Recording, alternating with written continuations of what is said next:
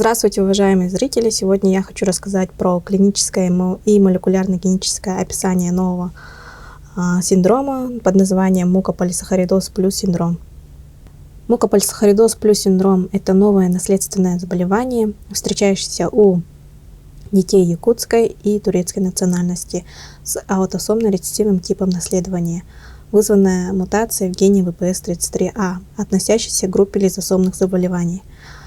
МПС-ПС – это очень редкое заболевание, всего по миру зарегистрировано 21 случаев, 18 из них из Якутии, 2 из Турции и 1 из Италии.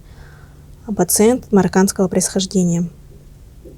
Выявленное заболевание среди этих групп населения можно объяснить тем, что якуты и турки принадлежат к тюркской этнической группе. Якуты – это тюркоязычный народ, имеющая южное происхождение центральноазиатских и южносибирских групп. По результатам исследования Y-хромосомы якуты генетически очень гомогенная популяция, и в ней имеется накопление около десятка нозологий моногенной природы с частотами в разы превышающие частоты в других популяциях. Турки происходят из агурской группы тюркской ветви алтайской языковой семьи. Генетические турки чрезвычайно разнородные, но 7% турков имеют центральноазиатское происхождение. Проведенные якутскими генетиками исследования молекулярно-генетические причины некоторых частых наследственных заболеваний указывают на наличие мажорных мутаций в генах наследственных заболеваний, характерные только для якутской популяции с эффектом основателя, таких как 3М-синдром, миотоническая дистрофия, наследственная энзимопеническая метгемоглобинемия 1А типа, околофарингеальная миодистрофия, СОВ-синдром и аутосомно-рецессивная глухота 1А типа. Мукополисахаридоз плюс синдром вызывается гомозиготной специфической мутацией в гене, кодирующем ВПС-33А. На сегодняшний день только эта мутация была описана, которая приводит именно к этому заболеванию. Ген, кодирующий белок ВПС-33А, расположен на 12-й хромосоме и содержит 13 экзонов. История изучения нового синдрома. В 2000 году в педиатрическом участке был зарегистрирован пациент с подозрением на врожденный гипотиреоз, позже не подтвержденный. В динамике отмечались развитие контрактур суставов, рецидивирующие бронхиты с обструкцией, частые бронхопневмонии, задержка физического и психоречевого развития, развитие сердечной и дыхательной недостаточности и смерть в возрасте 1 года. С 2006 по 2020 год в медико-генетическом центре были консультированы 17 детей с горлер-подобным фенотипом из якутских семей, не близкородственной брака. Из них все пациенты в данный момент умерли в возрасте от 9 месяцев до 3 лет. В среднем продолжительность их жизни составляет 1,5 года. В генеалогическом анамнезе родственный брак отрицался, но в большинстве случаев оба родителя были выходцами из вилюйской группы улусов. В 2 семьях и у 2 детей было подобное заболевание, и в одной семье 2 СИПСа имели по 1 ребенку с такой болезнью.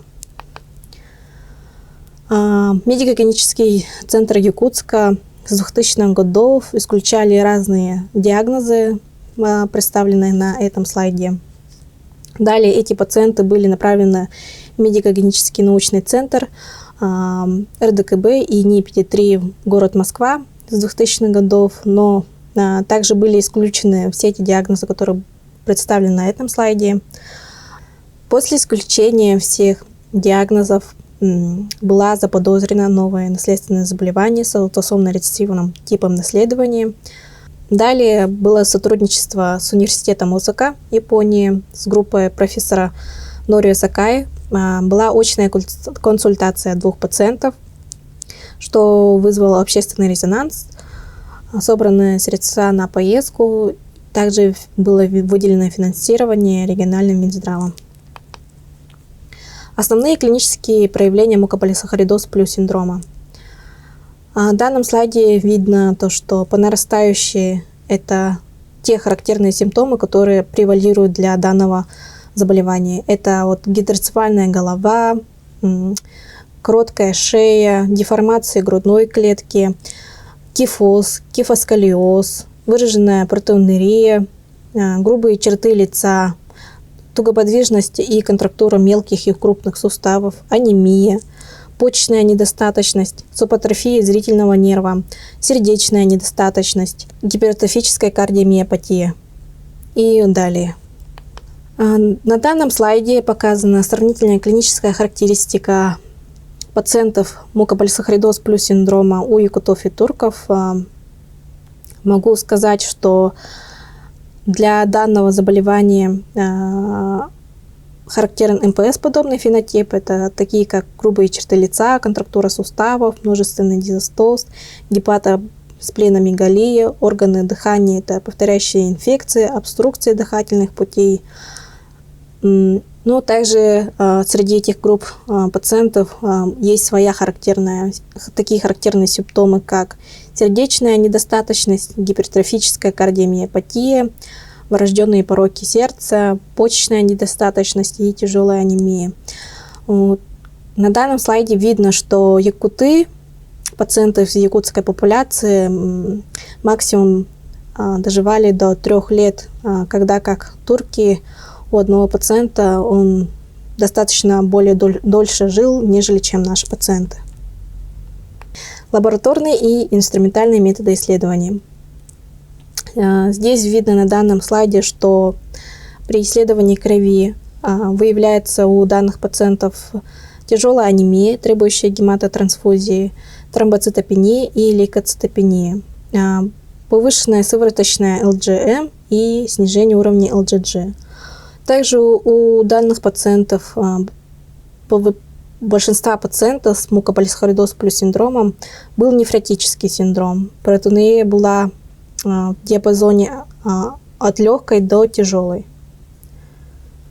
Исследование мочи может выявить повышенный уровень глюкозаминогликанов, в частности гиперан и дерматан-сульфата. Накопление гиперан-сульфата было также обнаружено в плазме. Клинические симптомы мукополисахаридоз плюс синдрома.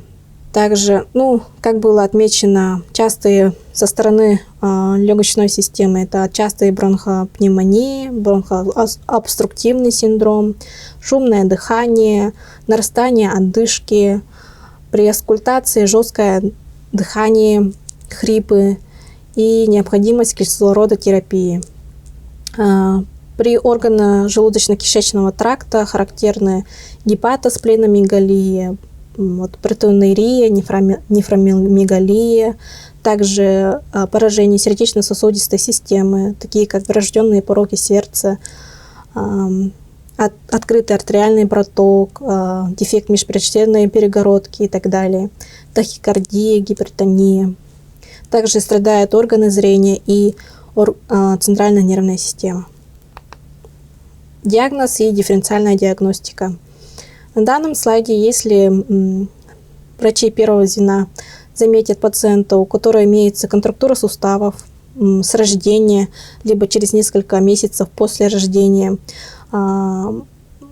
и исключаются другие диагнозы, которые характерны при данном симптоме, после всех лабораторных и инструментальных исследований можно отправить такого пациента на консультацию к генетику. Далее генетик может провести молекулярно-генетический анализ, если у этого пациента имеется подозрение на данное заболевание. Особенности мукополисахаридоз плюс синдрома в сравнении с другими мукополисахаридозами. Это отмечается выраженная протеинурия, вторичный нефротический синдром и нефромегалия. Дефицит фермента не наблюдается и не выявляется.